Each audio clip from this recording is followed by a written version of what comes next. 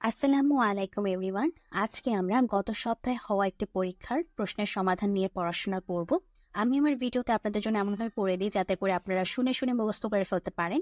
আপনাদের আর কষ্ট করে বই খুলে কিংবা পিডিএফ খুলে পড়ার প্রয়োজন পড়বে না। সো আমি আশা করবো আপনারা সবাই চ্যানেলটিকে সাবস্ক্রাইব করে দিবেন। এছাড়া আমার ফেসবুক পেজও আছে, সেখানেও লাইক দিয়ে দিবেন, তাহলে ফেসবুক থেকেও ভিডিও দেখতে পারবেন। চলেন আমরা পড়া শুরু করি। বাংলা বর্ণমালায় মোট বর্ণ কয়টি? বাংলা বর্ণমালায় মোট বর্ণ 50টি। বাংলা বর্ণমালায় মোট বর্ণ 50টি। বাংলা বর্ণমালায় মোট বর্ণ 50টি। মানুষ মরণশীল এ বাক্যে মানুষ শব্দটি কোন লিঙ্গ? উভয় লিঙ্গ। মানুষ মরণশীল এ বাক্যে মানুষ শব্দটি কোন লিঙ্গ? উভয় লিঙ্গ। মানে বেসিক্যালি মানুষ শব্দটি কোন লিঙ্গ? উভয় লিঙ্গ।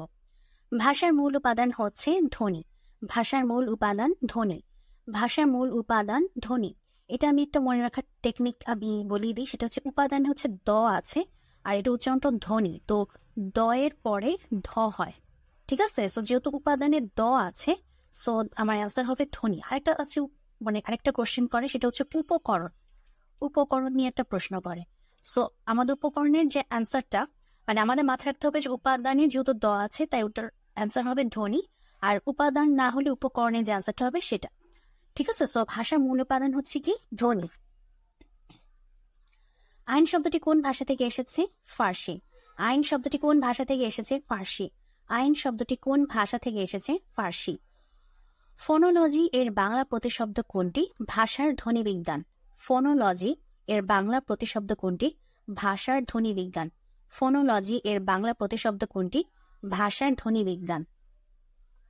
বাংলা ভাষা কোন রীতিতে সুনির্ধারিত ব্যাকরণের অনুসারে? সাধুরীতি। বাংলা ভাষার কোন রীতি সুনির্ধারিত ব্যাকরণের অনুসারী?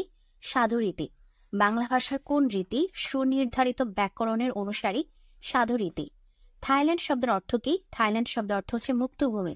থাইল্যান্ড শব্দের অর্থ কি? থাইল্যান্ড শব্দের অর্থ মুক্তভূমি। থাইল্যান্ড শব্দের অর্থ কি? থাইল্যান্ড শব্দের অর্থ মুক্তভূমি। পরীক্ষা এই সন্ধি বিচ্ছেদ হচ্ছে পরি যোগ ইক্ষা। এখানে পরীক্ষা বানানে হচ্ছে দীর্ঘইকার, আর যখন এটা আমরা সন্ধি বিচ্ছেদ করব তখন পরি বানানে হয়ে যাবে রস্বইকার, আর ইক্ষা বানানে দীর্ঘই, ঠিক আছে? সো পরীক্ষা এর সন্ধি বিচ্ছেদ হচ্ছে পরি যোগ ইক্ষা, পরিতে রস্বইকার আর ইক্ষাতে দীর্ঘই। পরীক্ষা এর সন্ধি বিচ্ছেদ হচ্ছে পরি যোগ ইক্ষা। বিগত হয়েছে পত্নী যার, এটি এর ব্যাস বাক্যটি কোন সমাসের? বহুব্রীহি সমাসের। বিগত হয়েছে পত্নী যার এ ব্যাস বাক্যটি কোন সমাসের? বহুব্রীহি সমাসের। বিগত হয়েছে পত্নী যার মানে বিপত্নিক, এই ব্যাস বাক্যটি কোন সমাসের? বহুব্রীহি সমাসের।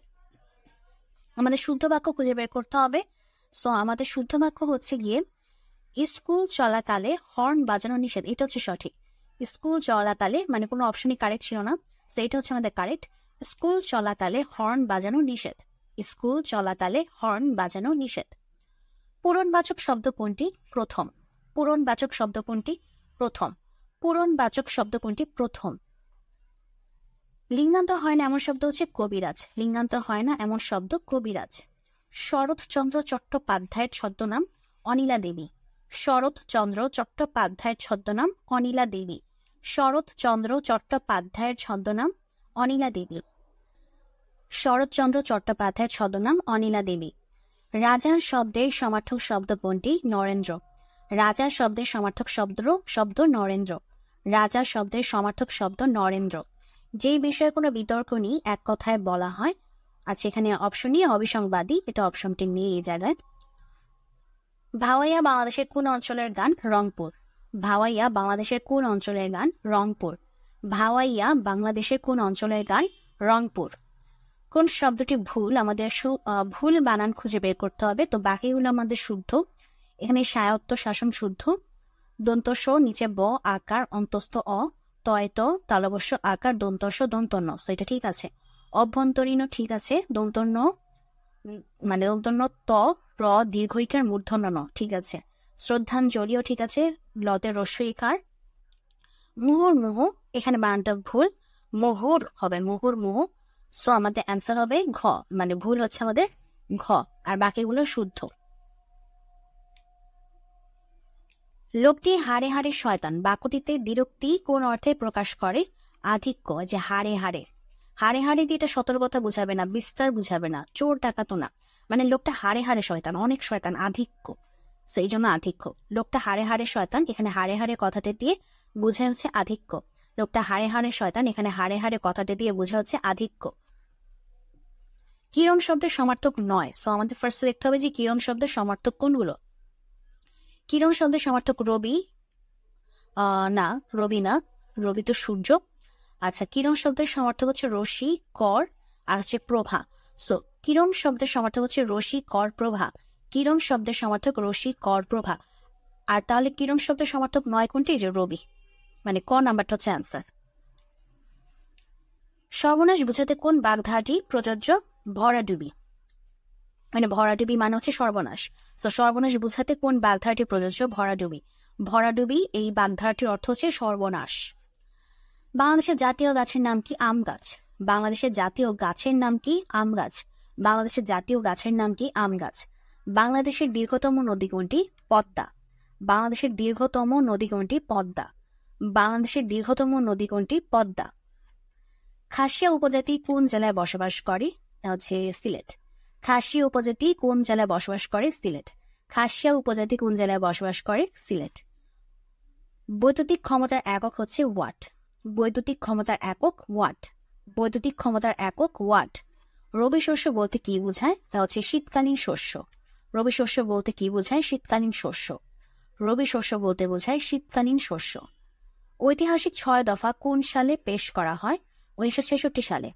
ঐতিহাসিক 6 দফা কোন সালে পেশ করা হয়? 1966 সালে।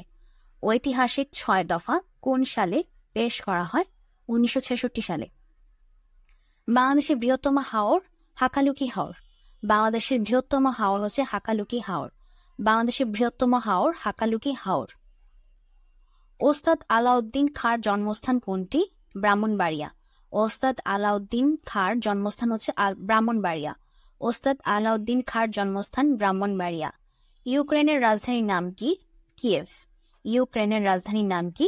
কিয়েভ। ইউক্রেনের রাজধানীর নাম হচ্ছে কিয়েভ। মিয়ানমারের মুদ্রার নাম কি? কিয়াট। মিয়ানমারের মুদ্রার নাম কি? কিয়াট। মিয়ানমারের মুদ্রার নাম কি? কিয়াট। বাংলাদেশের স্বাধীনতা দিবস পালিত হয় 26শে মার্চ। বাংলাদেশের স্বাধীনতা দিবস পালিত হয় 26শে মার্চ। বাংলাদেশের স্বাধীনতা দিবস পালিত হয় 26শে মার্চ। মুজিবনগর স্মৃতিসৌধ কোথায় অবস্থিত? মেহেরপুর। মুজিবনগর স্মৃতিসৌধ কোথায় অবস্থিত? মেহেরপুর। মুজিবনগর স্মৃতিসৌধ কোথায় অবস্থিত? মেহেরপুর। বাংলাদেশের জাতীয় পতাকার ডিজাইনার কে? কামরুল হাসান। বাংলাদেশের জাতীয় পতাকার ডিজাইনার কে? কামরুল হাসান। বাংলাদেশের জাতীয় পতাকার ডিজাইনার কে? কামরুল হাসান। বাংলাদেশের তৈরি ল্যাপটপ হচ্ছে ডুয়েল। বাংলাদেশের তৈরি ল্যাপটপ ডুয়েল। বাংলাদেশের তৈরি ল্যাপটপ ডুয়েল। বাংলাদেশের দীর্ঘতম নদী একবার বলা হয়েছে পদ্মা। জাতির পিতা বঙ্গবন্ধু শেখ মুজিবুর রহমানের ছোটবেলার ডাকনাম কি ছিল? খোকা। জাতির পিতা বঙ্গবন্ধু শেখ মুজিবুর রহমানের ছোটবেলার ডাকনাম ছিল খোকা। বঙ্গবন্ধু শেখ মুজিবুর রহমানের ছোটবেলার ডাকনাম ছিল খোকা। বাংলাদেশের রাষ্ট্রীয় মনোগ্রামের ডিজাইনার কে? A N Saha. বাংলাদেশের রাষ্ট্রীয় মনোগ্রামের ডিজাইনার কে? A N Saha. বাংলাদেশের রাষ্ট্রীয় মনোগ্রামের ডিজাইনার কে? A N Saha. লালন শাহ সেতু কোন নদীর উপর? পদ্মা। লালন শাহ সেতু কোন নদীর উপর নির্মিত? পদ্মা। লালন শাহ সেতু কোন নদীর উপর নির্মিত? পদ্মা। জাতির জনক শেখ মুজিবুর রহমানকে বঙ্গবন্ধু উপাধি দেওয়া হয় কবে? 23 ফেব্রুয়ারি 1969। জাতির জনক শেখ মুজিবুর রহমানকে বঙ্গবন্ধু উপাধি দেওয়া হয় কবে? 23 ফেব্রুয়ারি 1969। জাতির জনক শেখ মুজিবুর রহমানকে বঙ্গবন্ধু উপাধি দেওয়া হয় কবে? 23 ফেব্রুয়ারি 1969। অপরাজয় বাংলা কি? ভাস্কর্য। অপরাজয় বাংলা হচ্ছে একটি ভাস্কর্য। অপরাজয় বাংলা হচ্ছে একটি ভাস্কর্য। যখন সূর্য ও পৃথিবীর মধ্যে চাঁদ অবস্থান করে তখন হয় সূর্যগ্রহণ। যখন সূর্য ও পৃথিবীর মধ্যে চাঁদ অবস্থান করে তখন হয় সূর্যগ্রহণ। যখন সূর্য ও পৃথিবীর মধ্যে চাঁদ অবস্থান করে তখন হয় সূর্যগ্রহণ। কোন শহরকে মুসলমান, খ্রিস্টান, ইহুদি সকলের পবিত্র স্থান বলা হয়? জেরুজালেম। কোন শহরকে মুসলমান, খ্রিস্টান ও ইহুদি সকলের পবিত্র স্থান বলা হয়?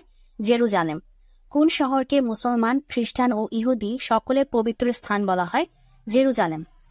বাংলাদেশ বিশ্বের কততম পারমাণবিক শক্তি ব্যবহারকারী দেশ? 33তম। বাংলাদেশ বিশ্বের কততম পারমাণবিক শক্তি ব্যবহারকারী দেশ? 33তম। বাংলাদেশ বিশ্বের কততম পারমাণবিক শক্তি ব্যবহারকারী দেশ? 33তম। বাংলাদেশের দীর্ঘতম সেতু পদ্মা ব্রিজে কয়টি স্প্যান রয়েছে? 41টি। পদ্মা সেতুতে কয়টি স্প্যান রয়েছে? 41টি। পদ্মা সেতুতে কয়টি স্প্যান রয়েছে? 41টি। কর্ণফুলী নদীর তলদেশে নির্মিত বঙ্গবন্ধু শেখ মুজিবুর রহমান টানেলের দৈর্ঘ্য কত? 3.40 কিলোমিটার। বঙ্গবন্ধু শেখ মুজিবুর রহমান টানেলের দৈর্ঘ্য হচ্ছে 3.40 কিলোমিটার। বঙ্গবন্ধু শেখ মুজিবুর রহমান টানেলের দৈর্ঘ্য হচ্ছে 3.40 কিলোমিটার। কোন দেশের পরিবেশের ভারসাম্য রক্ষার জন্য বনাঞ্চল প্রয়োজন মোট ভূমির 25%? কোন দেশের পরিবেশের ভারসাম্য রক্ষার জন্য বনাঞ্চল প্রয়োজন মোট ভূমির 25%?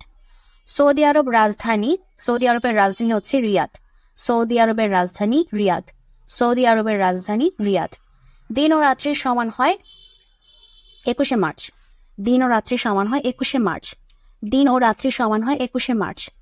আরেকটা দিন আছে, সেটা হচ্ছে 23শে সেপ্টেম্বর। 21শে মার্চ আর হচ্ছে গিয়ে 23শে সেপ্টেম্বর, মানে দিন রাত সমান। বর্তমানে বাংলাদেশের বৃহৎ বিদ্যুৎ কেন্দ্র কোনটি? পায়রা বিদ্যুৎ কেন্দ্র। বর্তমানে বাংলাদেশের বৃহৎ বিদ্যুৎ কেন্দ্র কোনটি? পায়রা তাপবিদ্যুৎ কেন্দ্র। বর্তমানে বাংলাদেশের বৃহৎ বিদ্যুৎ কেন্দ্র কোনটি? পায়রা তাপবিদ্যুৎ কেন্দ্র। আচ্ছা, এটা হচ্ছে কি একটা মানসিক দক্ষতার, সেটা হচ্ছে কি 5টি বিড়াল 5টি ইঁদুর ধরতে যদি সময় 5 মিনিট নেয়, তাহলে 30টি বিড়াল 30টি ইঁদুর ধরতে সে 5 মিনিটই নিবে। মানে এখানে যদি 3টা সংখ্যাই সেম থাকে, তাহলে এখানে 2টার সংখ্যা যেটাই থাকুক না কেন, অ্যান্সার ওই আগের সংখ্যাটাই হবে, মানে এই সংখ্যাটাই হবে, সেটাই। সোনালী ব্যাংকের বর্তমানের নাম কি? তা হচ্ছে সোনালী ব্যাংক পিএলসি। সোনালী ব্যাংকের বর্তমান নাম কি? সোনালী ব্যাংক পিএলসি। সোনালী ব্যাংকের বর্তমান নাম কি? সোনালী ব্যাংক পিএলসি। জাপানের পতাকার রং কি? সাদা ও লাল। জাপানের পতাকার রং কি? সাদা ও লাল। জাপানের পতাকার রং কি? সাদা ও লাল। প্যারেন্ট কোন ধরনের জেন্ডার? এটা হচ্ছে গিয়ে কমন জেন্ডার, কারণ প্যারেন্ট শব্দটা দিয়ে আমার মা এবং বাবা উভয় কি বোঝানো হয়, সো এটা হচ্ছে আমাদের কমন জেন্ডার। সো প্যারেন্ট কোন ধরনের gender? Common gender.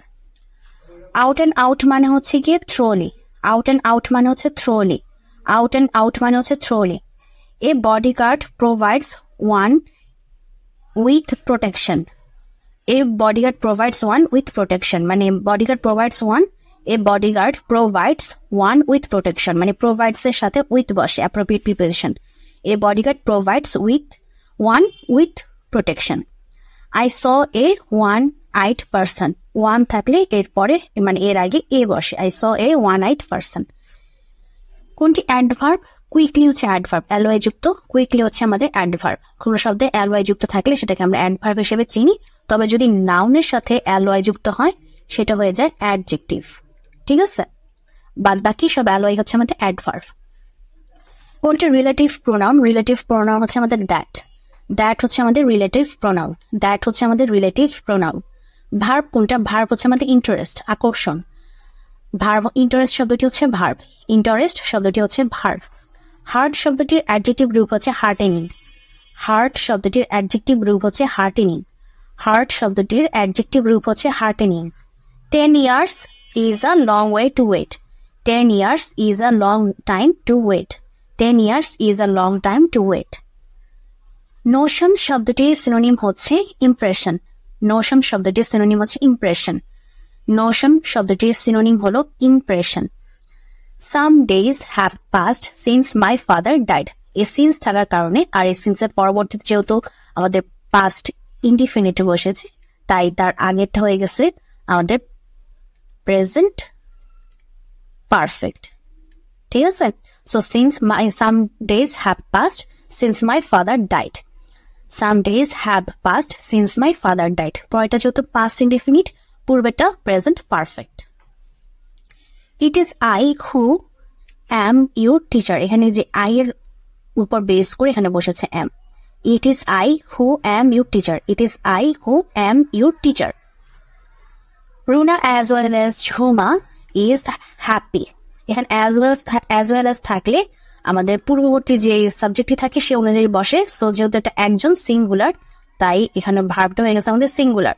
So Runa as well as Jhuma is happy. Runa as well as Jhuna is happy. There is a breeze over the river. There is a breeze over the river. There is a breeze over the river. I agree with you to the proposal. I agree with you, যেহেতু মানুষের সাথে মানে you মানে কি কোনো ব্যক্তি, so ব্যক্তির সাথে অ্যাগ্রি করা হচ্ছে উইথ, আর বস্তুর সাথে মানে প্রপোজাল হচ্ছে একটা বস্তুর সাথে তুলনা করেন, সো সেটা দিয়ে সেটার সাথে অ্যাগ্রি করা হচ্ছে টু, মানে সেটার সাথে অ্যাগ্রি করলে টু বসবে। So I agree with you to the proposal.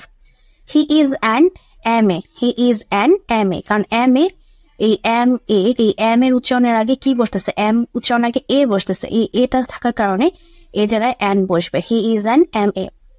CV মানে হচ্ছে কারিকুলাম ভিটা, তো আমাদের অ্যান্সারটা হবে যেটা কারিকুলাম ভিটা। CU হবে, ভুল করছে, CURRICULAM, এখানেও এ বসাইছে U, curriculum vitae. CURRICULUM, curriculum vitae, VITAE, ভিটা।